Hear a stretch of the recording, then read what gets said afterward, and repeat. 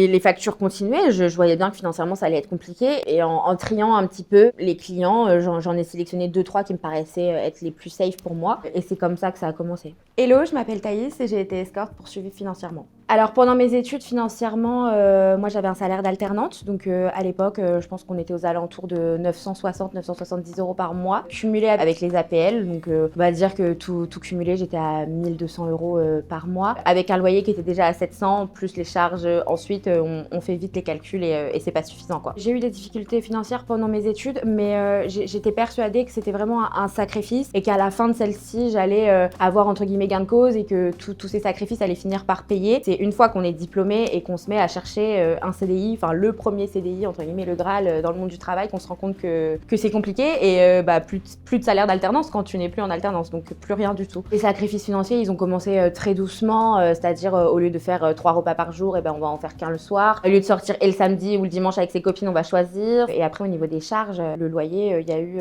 3 mois dans ma vie où j'ai pas pu payer mon loyer et aujourd'hui c'est fini, mais ouais c'est très compliqué. À la fin de mes études, j'avais un différé sur 5 ans pour payer un prêt étudiant. À la fin de mes études, on est venu, du coup les banques sont venues me réclamer leur dû. Franchement, impossible sur le moment de payer et un loyer à 600 € et un prêt à 500 €. J'ai fait un dossier de surendettement pour faire une pause dans toutes ces échéances-là. Il faut savoir, c'est qu'après, quand vous faites un dossier de surendettement, on vient prendre sur vos garants en fait. Donc moi, c'est mes parents qui ont un peu subi cette mauvaise gestion financière entre guillemets. Donc on n'est plus les seuls dans l'histoire en fait. On met en cause beaucoup d'autres personnes et c'est ça qui devient hyper anxiogène sur la fin quoi. J'étais perdue, je savais pas comment j'allais trouver de l'argent. Voilà, pendant toute mon adolescence, j'ai fait des saisons à travailler au McDo, dans des usines, dans des machins, dans des champs. J'avais pas envie de ça quoi. Et c'était, fallait juste être honnête et se le dire, je n'avais pas envie de faire un job en plus, alors que je venais de payer 50 000 € mes études. J'avais pas envie de me taper ce genre de taf là. Et c'est là où après la décision est venue quoi. Donc je me suis dit, vas-y, poste ton annonce. Je connaissais pas du tout, enfin personne m'en avait jamais parlé, j'avais pas les codes de cette activité, je savais rien du tout. Donc j'ai vraiment posté une annonce comme ça